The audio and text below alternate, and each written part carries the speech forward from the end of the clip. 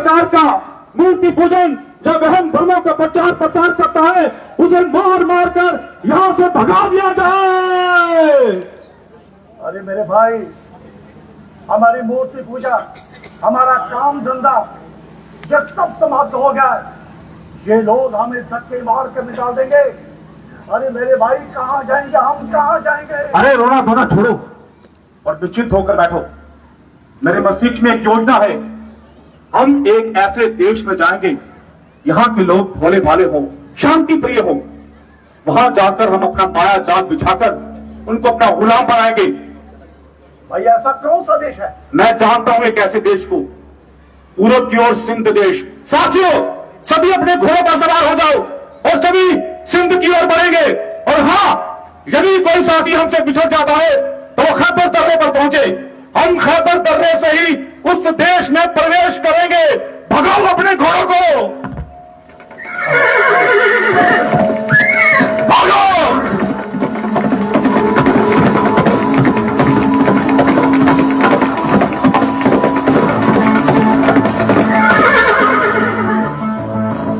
साथियों, यही है सिंध देश।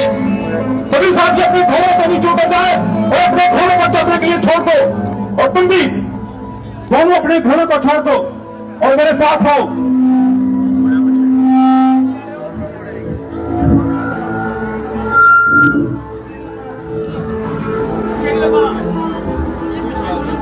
अरे वाह, उत्तम, अति उत्तम। अरे ये कितना अद्भुत दृश्य है। अरे मेरे भाई, कहाँ लेकर आ गए हो, कहाँ लेकर आ गए हो? अरे ये तो किसी स्वर्ग जैसा प्रतीत हो रहा है। अरे वाह।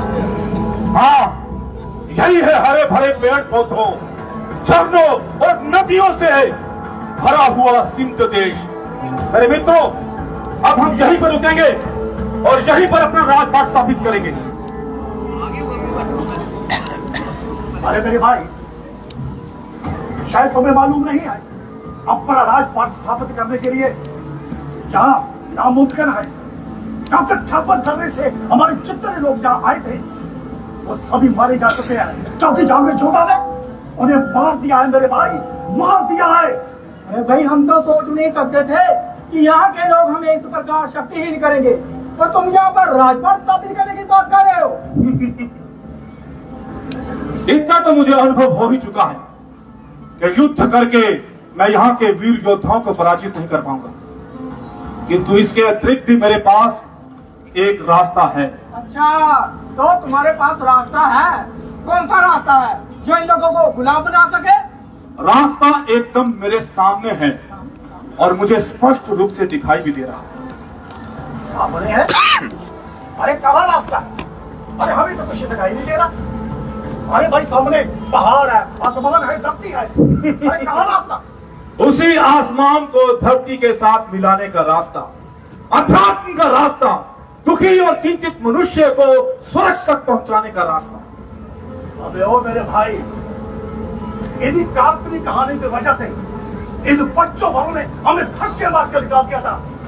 अभी इन्हीं काल्पनिक कहानियों का माया जाल तुम फिर से बिछाना चाहते हो? असंभव। क्यों संभव? ऐसा तुम नहीं कर सकते। क्यों नहीं कर पाऊंगा?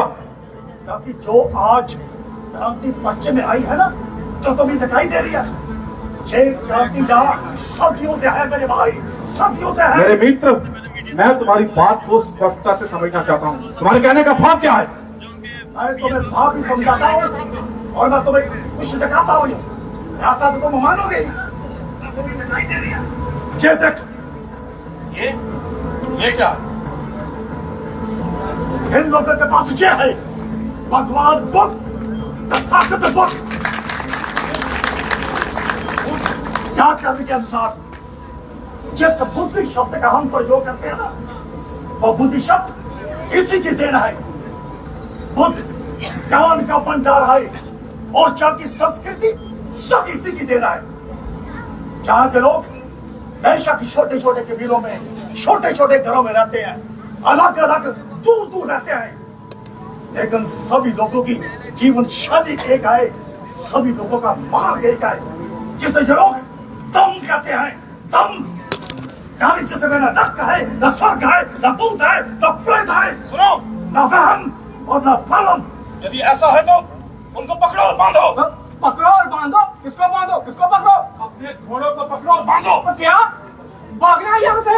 हाँ, यदि इस बुद्ध के रहते हुए मैं यहाँ के मूल निवासियों को अपनी भ्रमित करने वाली कहानियों से, अपनी दंत कथाओं से भ्रमित करने में असफल हुआ, तो उस स्थिति में यहाँ के मूल निवासियों का कीमती सामान मुझे छल कपट से छीन कर यहाँ से भागना होगा।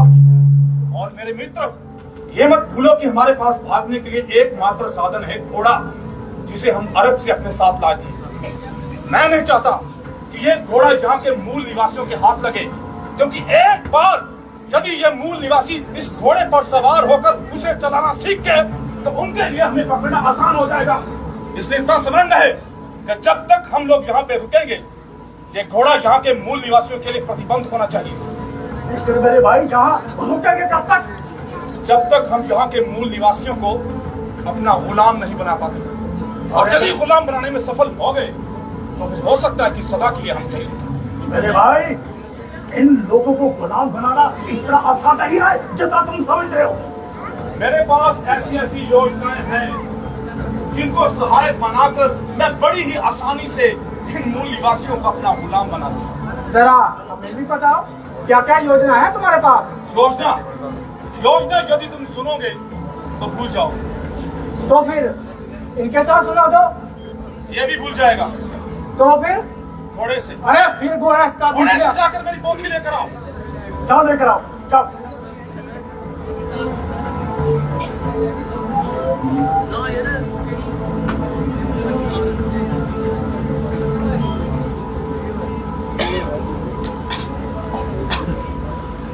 मैं अपने प्रत्येक शब्द को, अपनी इस विचारधारा को सदा सदा के लिए अमर बनाने के लिए अपनी इस पोथी में लिखूंगा, और फिर तुम्हारे पास आकर इस पोथी का प्रचार प्रसार करूंगा। और तुम इस विचारधारा को कभी भूल ना सको, तोते की तरफ मैं सुबह शाम इसे रटने के लिए कहूंगा। मैं इस विचारधारा को तुम्हारे मस्तिष्क में इस प्रकार से भर दूंगा कि तुम्हारी आने वाली लाखों पीढ़ियां भी इस विचारधारा को भूल नहीं पाएगी। तो मेरे भाई, तेरी किस चीज की है? अरे लिख डालो इस पोथी को। हाँ, लिखूंगा। और सबसे पहले मैं ये लिखूंगा कि ये समस्त विचारधारा, ये एक एक शब्द मैंने नहीं लिखे। तो क्या इसका श्रेय तुम किसी और को देना चाहोगे? तुम्हें तो कदापि नहीं। मैं कहूंगा ये एक एक शब्द, एक एक पंक्ति सर्वव्यापी, सर्वशक्तिमान भगवान ने लिखी। भगवान खुद ने? नहीं, कदापि नहीं। मैं तुम्हें स्वर्ग और नरक का भेद दिखाऊंगा, भूत और प्रेतों का प्रचार प्रसार करूंगा। बुद्ध ऐसा नहीं करता। मैं भ्रम से अपने लिए एक भगवान बनाऊंगा, बार बार बनाऊंगा, और जब तक मुझे आवश्यकता पड़ती रहेगी तब तक बनाता रहूंगा और कहूंगा कि उसी भगवान ने स्वर्ग में बैठकर इस पोथी को अपने हाथों से लिखा है। और यदि इस बात पर कोई संदेह करे कि स्वर्ग से ये पोथी नीचे कैसे आई तो? अरे धूर्त, यदि मुझे आवश्यकता पड़ी तो मैं भगवान को भी नीचे लाऊंगा, बार बार लाऊंगा, और जब तक मुझे आवश्यकता पड़ती रहेगी तब तक लाता रहूंगा, और उसी भगवान को सहायक बनाकर बन जाऊंगा मैं यहाँ का शासक। अरे ओ मेरे भाई, शासक बनने के लिए बल होना चाहिए। अरे बल है तेरे पास? अरे मेरे पास बल नहीं, मेरे पास छल है। मैं एक नए प्रकार का इतिहास लिखूंगा। मैं तलवार के बल से नहीं, बल्कि इस कलम के बल से यहाँ के मूल निवासियों को अपना गुलाम बनाऊंगा, कलम के बल से। क्या क्या क्या क्या क्या कलम में इतनी शक्ति होती है? अरे मूर्ख, तलवार डरा सकती है, धमका सकती है, शारीरिक तौर पर तुम्हें अपना गुलाम बना सकती है, लेकिन कलम से निकला हुआ प्रत्येक शब्द इंसान के मस्तिष्क के भीतर प्रवेश करके उसे सदा सदा के लिए मानसिक तौर पर अपना गुलाम बनाती है, मानसिक तौर पर। अरे मेरे भाई, अगर ये कलम जाके मूल निवासी के हाथ लगी तो? कदापि नहीं, असंभव। मैं अपनी पोथी में यह भी नियम लिखूंगा कि ये कलम और ये पोथी यहाँ का मूल निवासी इसे छू तक ना सके, और यदि भूलवश यहाँ का मूल निवासी इस कलम को पकड़ने का या इस पोथी को पढ़ने का दुस्साहस करता है, उसके हाथ कटवा दिया जाए, उसकी आंखें निकालकर उसे दृष्टिहीन बना दिया जाए। जो मेरे आदेश का पालन हो। ये आदेश तुम किसे दे रहे हो? कौन करवाएगा तुम्हारे आदेश का पालन? कौन करवाएगा? कौन करवाएगा मेरे आदेश का पालन? सुनो, सबसे पहले हमें स्वयं को व्यवस्थित करना होगा। किंतु कैसे? मैं हम तीनों को 3 भागों में बांटूंगा। मैं 3 वर्ण बनाऊंगा, क्योंकि सारी विचारधारा, ये प्रत्येक शब्द मेरी बुद्धि से, मेरे मुखारबिंद से निकल रहे हैं। तो सबसे पहला वर्ण होगा मेरा, और तुम अपनी भुजाओं से मेरी रक्षा करोगे, तुम्हारा वर्ण होगा दूसरा। और तुम हमारे लिए धन इत्यादि वस्तुओं का प्रबंध करोगे, तुम्हारा वर्ण होगा तीसरा। क्या क्या क्या क्या क्या कहने का भाव तुम्हारा ये है कि तुम पोथी लिखोगे और उसका प्रचार प्रसार करोगे और तुम्हारा वर्ण होगा पहला। बिल्कुल सत्य। और मैं तुम्हारी रक्षा करूंगा, मेरा वर्ण होगा दूसरा। सत्य। और जे तुम्हारे लिए धन व्यवस्था का प्रबंध करेगा, इसकी व्यवस्था होगी, इसका वर्ण होगा तीसरा। अरे बाहर देखो क्या हुआ है, ये शोर कैसा? अरे क्या हुआ? अरे वो हमारा घोड़ा, घोड़ा? अरे हमारा घोड़ा बूढ़ा हो चुका था, बीमार था और मर गया। अरे भाई, इससे पहले कि वो यहाँ पर अपनी बदबू बुला दे, हम उसे उठाकर बाहर फेंका दे। कहाँ जा रहे हो मूर्खों? अरे घोड़े को बाहर देख रहे हो कहाँ? अरे ये धरती तुम्हारे पुरखों की नहीं है, जो इसकी साफ सफाई का तुम ध्यान रखोगे। जिनके पुरखों की ये धरती है, वही इसकी स्वच्छता का ध्यान रखेंगे, वही इस मरे हुए घोड़े को शरीर के उठाएंगे। ना सिर्फ मरे हुए घोड़े को, बल्कि हमारे द्वारा फैलाई गई प्रत्येक प्रकार की गंदगी को, यहाँ तक कि हमारे मल मूत्र को भी यहाँ के मूल निवासी उठाएंगे। अरे वाह मेरे भाई वाह, तुम्हारे कहने का भाव है कि जिनकी धरती है वही इसका मल मूत्र उठाएंगे। वाह! अरे भाई मेरे, इसको अपनी पोथी में लिख डालो। ना सिर्फ मरे हुए घोड़ों को, ना सिर्फ साफ सफाई को, बल्कि शारीरिक बल से होने वाला प्रत्येक कार्य, आंखों के परिश्रम से होने वाला प्रत्येक कार्य यहाँ का मूल निवासी करेगा, ऐसा मैं अपनी इस पोथी में लिखूंगा। और हाँ, मैं यहाँ के मूल निवासियों के लिए एक चौथा वर्ण बनाऊंगा, सबसे निम्न वर्ण, और उस वर्ण का कर्म होगा हम तीनों की गुलामी करना। अरे किंतु वह आपकी इस पोथी की बात मानेगा, क्योंकि मैं उसके दिमाग में ये बात डालूंगा कि ये पोथी मैंने नहीं लिखी, ये चौथा वर्ण मैंने नहीं बनाया। इस निम्न वर्ण में यदि भगवान ने तुम्हें जन्म दिया है तो ये तुम्हारे पिछले जन्मों का कर्म है, और यदि भगवान ने मुझे विशेष और उत्तम बनाया है तो ये मेरे पिछले जन्मों का कर्म है। मैं अति उत्तम हूँ, विशेष हूँ, और तुम निम्न हो, निम्न शूद्र। लेकिन भाई मैं क्या हूँ? तुम मुझसे कम, लेकिन शूद्रों से 1000 लाख गुना ऊपर। तो मैं क्या हूँ? तुम इससे कम, लेकिन शूद्रों से 1000 लाख गुना ऊपर। अरे कृपया थोड़ा विस्तार से समझाएं मुझे। विस्तार से सुनना चाहते हो तो सुनो। ये है ब्रह्म से पैदा हुआ भगवान, क्योंकि भगवान मेरे मुख से पैदा हुआ है तो मेरा जन्म भी भगवान के मुख से ही पैदा होगा।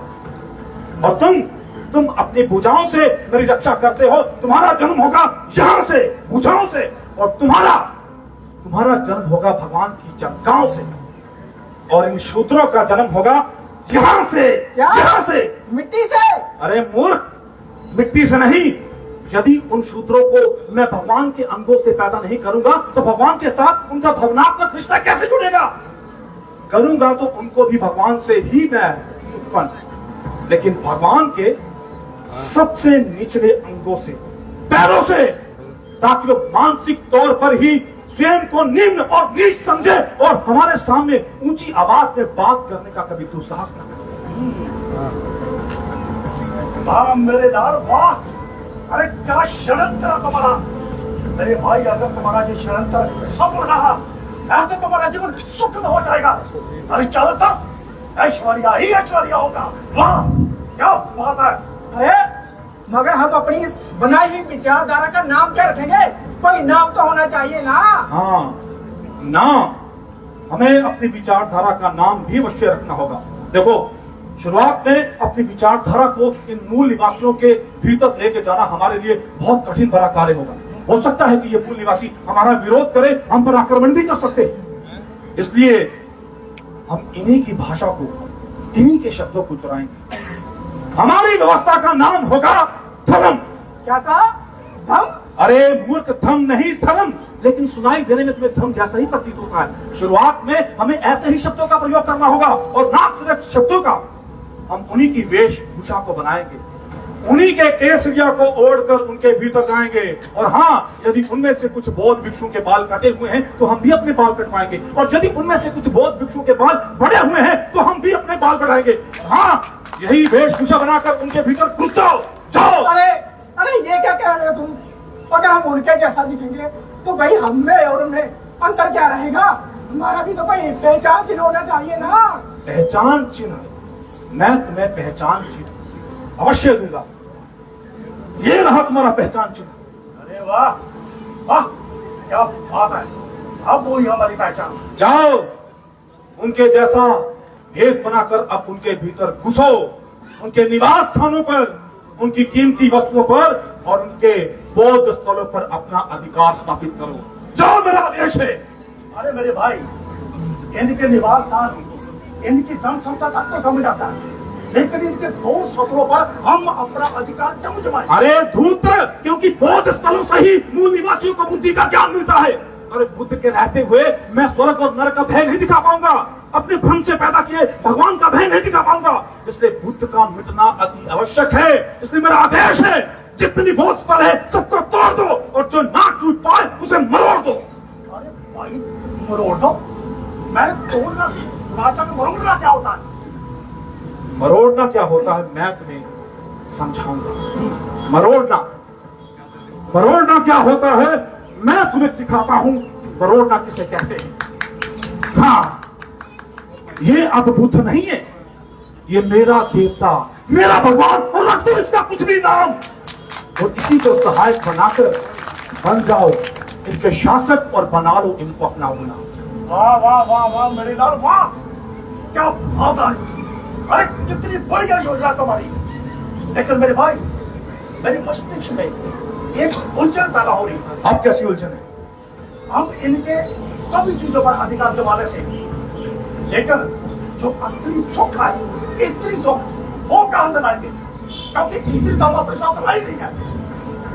और हम अपनी पीढ़ी बढ़ाने के लिए अपनी संतान कैसे पैदा करेंगे, इसका समाधान क्या है? अरे समाधान तुम्हारे सामने है। ये सत्य है कि हम अपने साथ अपनी स्त्रियां नहीं लेकर आए, लेकिन मूर्ख, ये भी सत्य है कि यहाँ स्त्रियों की कमी नहीं है। सबसे पहले हम इनकी स्त्रियों को ही अपना गुलाम बनाएंगे, सुंदर नयन लक्ष्य वाली स्त्रियों को अपने घरों में रखेंगे और अपनी विचारधारा यानी कि अपने धर्म के प्रचार प्रसार के लिए उनका प्रयोग करेंगे। हम उनको अपनी धर्म पत्नियां बनाएंगे और उन्हीं धर्म पत्नियों से अपनी संतानें पैदा करेंगे।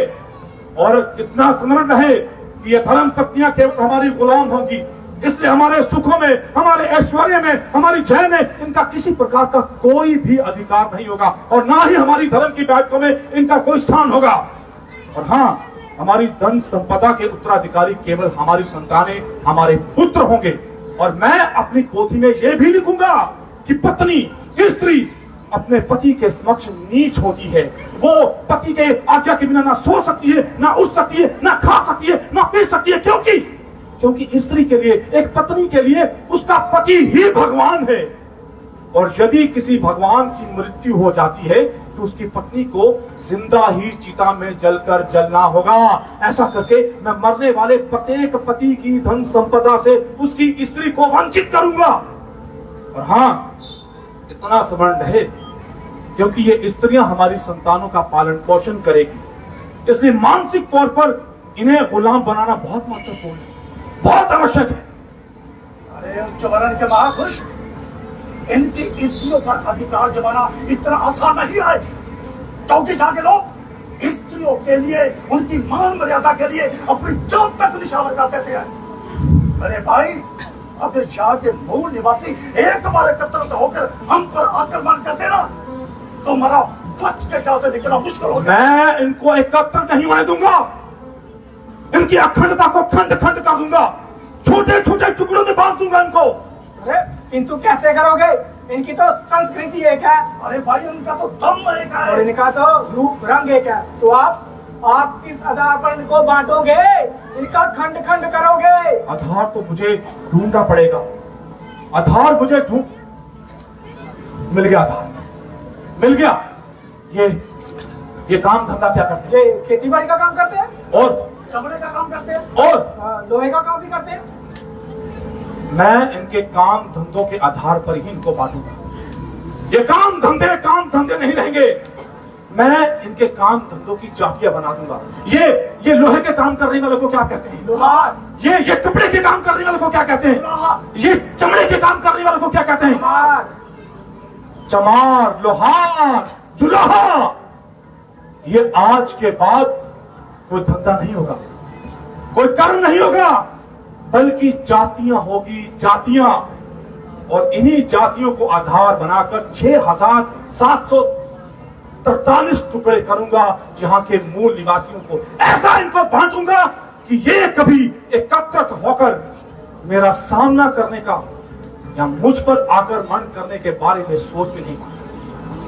वाह मेरे भाई वाह, अब मैं तुम्हारी रक्षा करूंगा और तुम्हारी रक्षा इस दम से करूंगा कि तुम्हारी तरफ कोई हाथ उठाकर नहीं दे सकेगा, क्योंकि मैं चाहता हूं इसमें मेरा बहुत बड़ा लाभ है। इसलिए मेरे भाई जितनी जल्दी हो सकता है इस पोथी को लिख डालो, इस पोथी को लिख डालो। और मैं तुम्हारे लिए धन, अनाज और संपदा की व्यवस्था करूंगा। बस तुम जल्दी से जल्दी इस पोथी को लिखो, इस पोथी को लिखो। ठीक है, यदि तुम लोगों का साथ है मेरे साथ, तो मैं एक ऐसी पोथी लिखूंगा जिसको आधार बनाकर तुम सदा सदा के लिए इस सिंधु देश के धार्मिक तौर पर, राजनीतिक तौर पर, मानसिक तौर पर, सामाजिक तौर पर शासक बन जाओगे, शासक। चलो मेरे साथियों,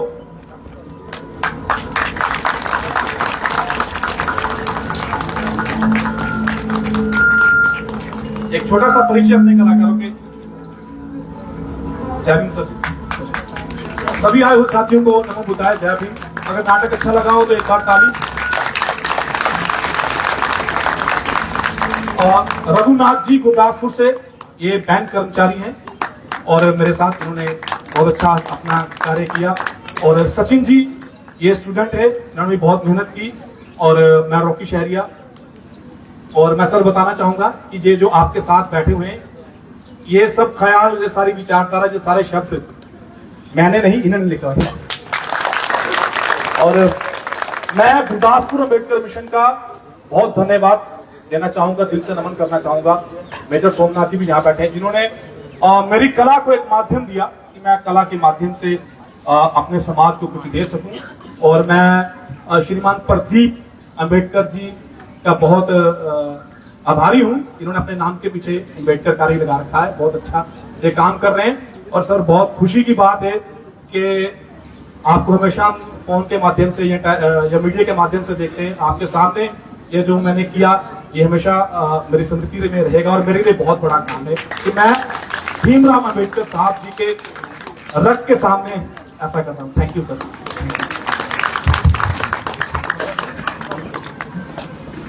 बहुत ही शानदार नाटक इन्हें पेश किया। दो बोल बोल गए नाटक पर। उठ मजदूरा जा किसाना, उठ मजदूरा जा किसाना, तेरा बेला आया हो। ए परमेश्वर सड़ा डरावा ठग्गा जाल बसाया। अपने नाटक दे राह इन्हें दसिया कि किया इंसान है जेडे अपने आप ही तेज समझते रहे, जेडे बाहरों आई है उन्हें किया पोथियां लिखियां। और जड़ियां पोथियां उन्हें बाद मनुस्मृति ना दिता गया और उहदे च सारा कुछ लिखा गया। उहदे च इंसान ही कियां तोड़िया, केड़ा इंसान उपर लोग, केड़ा इंसान थल्ले लोग, केड़े कानून होणगे, केड़े बंदे आस्ते केड़े कानून होणगे, निचले बंदे आस्ते केड़े कानून होणगे, सारा कुछ लेखा जोखा एक इंसान ही की कियां गुलाम बनाया जाए, एक इंसान की कियां आर्थिक रूप पर, सामाजिक रूप पर, मानसिक रूप पर कियां गुलाम बनाया जाए। इस पोथी च जेड़ा कि मनुस्मृति है जिन्हें लिखी दी है, उहदे च लिखा गया औरतें आस्ते बखरे कानून, दलितें आस्ते बखरे कानून, जां और जड़ियां कास्टां जड़ियां बनाई गईयां, उहदे च साफ साफ इन्हें दस्सिया। बहुत ही शानदार, बहुत ही बेहतरीन तरीके कन्नै इन्हें नाटक दे राहें दस्सिया। और उम्मीद है तुहानूं सारें गी जेह्ड़े दिक्खा करदे न, तुहानूं सारें गी अच्छे तरीके नाल समझ आई होग और तुसीं अच्छा लग्गिया होग तुसीं नाटक दिक्खी है। इसके बाद मैं मानयोग डॉक्टर इंद्रजीत कजरा होरें गी बुलाना चाहां कि वो आन और अपने विचार तुहाडे नाल सांझे करन। मानयोग डॉक्टर इंद्रजीत गजरा जी।